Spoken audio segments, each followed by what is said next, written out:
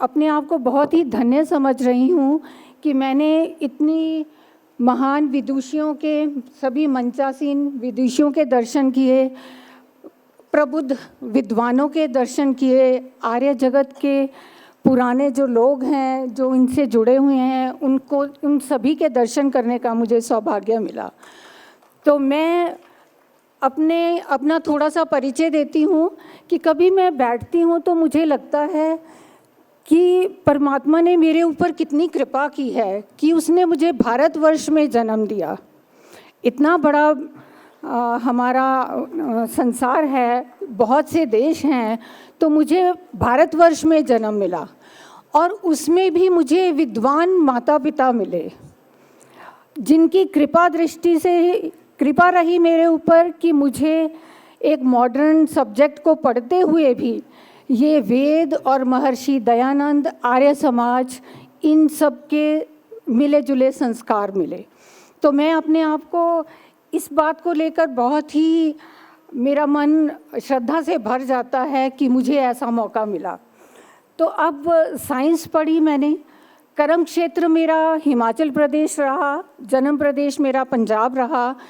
Punjab university से मैंने पढ़ाई की, कुछ हिमाचल प्रदेश यूनिवर्सिटी से की, कर्म क्षेत्र मेरा हिमाचल प्रदेश यूनिवर्सिटी रहा।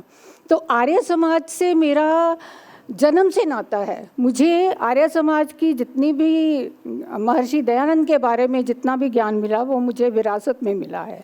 कुछ समय जितना भी मिलता था, कुछ किताबें मेरे घर में बहुत थी, आर्य जगत की जो ऑथेंटिक किताबें हैं उनके वाक्य पढ़ती रहती थी मैं। तो बहुत ही अच्छा ये मेरा सौभाग्य रहा है। तो कहने का मैं एक बहुत छोटी सी एक आपको कहानी सुनाती हूँ। जैसे प्रिंसिपल मैडम ने कहा कि हम बोर हो गए हैं एक जैसी बातें सुनते सुनते, तो महिला सम्मेलन में हम आज बैठे हैं। महर्षि की देन है, कब उन्होंने हमारा ये आज का दिन एक साक्षात्कार के रूप में है, हम उसे स्वयं देख रहे हैं।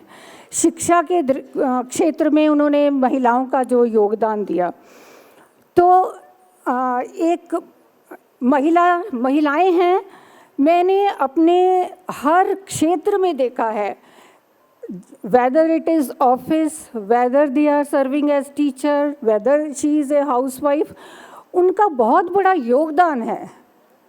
ऐसे कहा जाता है कि अगर आप एक महिला को फीमेल चाइल्ड को शिक्षित कर रहे हैं तो एक परिवार को आप शिक्षित कर रहे हैं, एक परिवार शिक्षित हो जाता है। तो महिलाएं इस टाइम बहुत सारे चैलेंजेस को फेस कर रही हैं, घर भी देखना है, बाहर भी देखना है, अपना प्रोफेशनली भी अपने आप को सक्सेसफुल बनाना है। तो और आजकल का जो संदर्भ है, जैसे हस्बैंड वाइफ हैं, उनमें सामंजस्य होना चाहिए। तो एक मेरे पास एक बुक थी, मेरे हाथ लगी, जो मेरे पिताजी हमेशा पढ़ते रहते थे। वो है योग दर्शन पे वाचस्पति मिश्रा जी की कमेंट्री, भाष्य किया है उन्होंने। तो वाचस्पति मिश्रा जी जो हैं, उनका भाष्य वो पढ़ते रहते थे, वो संस्कृत में था। वो बहुत छोटी सी किताब है, वो संस्कृत में है। तो उस किताब को पब्लिश किया गया है 1937 में, और कलकत्ता के कोई पब्लिशर्स हैं। तो उसमें उसके प्रीफेस पे एक कहानी आती है। आजकल हम कहते हैं ना कि महिलाएं बहुत बिजी हैं, घर का काम नहीं कर सकते, आज खाना नहीं बनेगा, ज़ोमैटो स्विगी से ऑर्डर हो सकता है, बच्चे भी फॉलो करते हैं। तो उसके संदर्भ में मैं एक आपको ये छोटी सी घटना सुनाती हूँ उनकी। तो एक निरुपमा नाम की साइकेट्रिस्ट है, उसको एक उसकी फ्रेंड का फ़ोन आता है। तो वो कहती हैं, कृपया मेरी बात को भी सुने प्लीज़, जो बच्चे जा रहे हैं वो ठीक है, टीचर्स भी जा रहे हैं, ठीक है, प्लीज़ थोड़ा सा ध्यान दें। मुझे भी बहुत अच्छा लगा था जब मैंने इस इंसिडेंस को पहली बार पढ़ा था। तो वो कहते हैं कि अब मेरी शादी की बात हो रही है, तो मैं एक ऐसे आदमी से कैसे विवाह कर सकती हूँ जिसको मैंने कभी देखा नहीं, कभी पहचाना नहीं, और आज के ये रूढ़िवादी प्रथाओं वाले माता पिता हैं, ये कैसे मुझे किसी के पल्ले बांध देते हैं, काइंड ऑफ ऐसे उसने कुछ बात की। तो वो कहती हैं कि आप मेरे साथ फ़ोन पे बात करें। तो फ़ोन पे कहती हैं कि मैं आपको एक काइंड जैसे कि होता है ना कि सेक्रीफाइस ऑफ, जैसे एपिटोम ऑफ सेक्रीफाइस है और सरेंडर की फीलिंग है, समर्पण है, प्यार है, वो उसकी मैं एक एग्जाम्पल बताती हूँ जो हमारी सभ्यता से ताल्लुक़ रखती है। तो बात है 9वीं सदी की, 900 से 980 ईस्वी की बात है। वाचस्पति मिश्रा एक बहुत बड़े दार्शनिक हुए हैं हमारी सभ्यता के, जिन्होंने बहुत सारे भाष्य लिखे हैं, टीका, जिसको टीका कहते हैं, विद्वान लोग ज़्यादा अच्छे से समझ पाएंगे, वो टीका भाष्य करते हैं, जो योग दर्शन पे भी उनका भाष्य है। तो उन्होंने ब्रह्म सूत्र पे की व्याख्या भी की है। ब्रह्म सूत्र आप सब विद्वान अच्छे से समझ पाएंगे कि वो सागर है, जो हमारे भारतीय दर्शन के जो ग्रंथ हैं उनका सागर है, सारे ग्रंथ उसमें समा सकते हैं, ऐसा कहते हैं। तो उन्होंने अपनी जो बुक पब्लिश की उसका नाम लिखा भामती। तो वो कहते हैं कि जब उनकी माता का नाम है वत्सला, तो वो अब बूढ़ी हो गई हैं, तो वो कहती हैं कि बेटे का विवाह हो जाए ताकि मैं भी उऋण हो जाऊं। तो कहते हैं, उन्होंने अपने पुत्र से कहा कि आप के लिए ये रिश्ता है, गांव के जो हैं ये वाला पास के गांव की लड़की है, तो उनके लड़की के साथ आपका विवाह निश्चित कर रहे हैं हम।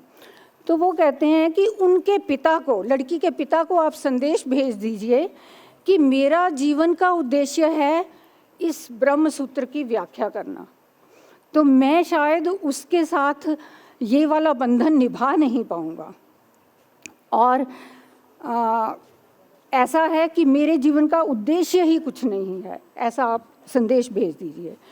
तो पिता उनसे मिलने आते हैं वाचस्पति मिश्रा जी से, और वो कहते हैं कि आपको ये प्रस्ताव मंजूर है। तो वाचस्पति मिश्रा कहते हैं, मुस्कुराते हैं और कहते हैं कि आपकी बेटी ने मुझे स्वीकार कर लिया है, तो इसमें कोई दो राय है ही नहीं। तो विवाह हो जाता है, प्रॉपर डेट है उसमें मेंशन्ड कि इस दिन, और ये वाचस्पति मिश्रा का जन्म स्थान है, वो मैथिल ब्राह्मण थे और बिहार के मधुबनी एरिया में उनका जन्म स्थान है। तो शादी हो जाती है, तो उसके बाद वो अपना लेखन कार्य की शुरुआत कर लेते हैं। तो सब ठीक चल रहा है, उन्हें खाना मिलता है प्रॉपर, उनके पास दीपक जलता है, ताड़ के पत्तों में रोज़ दीपक जल जाता है, कपड़े धुल जाते हैं, खाना मिलता है, वर्षों बीत जाते हैं इस तरीके से। तो एक दिन वो इतने मगन हैं अपने काम में, और एक दिन धुंधलके में, शाम के धुंधलके में उनको लगता है कि एक हाथ है जिसने दीपक जलाया, और वो उसके बाद उन्होंने मेरे लिए खाना परोसा है। तो वो आवाज़ देते हैं कि कौन हो तुम, आप कौन हैं कि जो मेरे घर में इस प्रकार से कार्य कर रही हैं। तो उन्होंने पास में आके, वो भामती उनसे कहती है कि आप अपने काम में इतने व्यस्त हैं कि आप भूल चुके हैं कि मैं आपके साथ विवाह करके इस घर में आई हूँ। तो मैं कि तुम इतने वर्षों से मेरा सब कुछ इतने वर्षों से आप देख रेख कर रही हैं और मुझे पता भी नहीं है।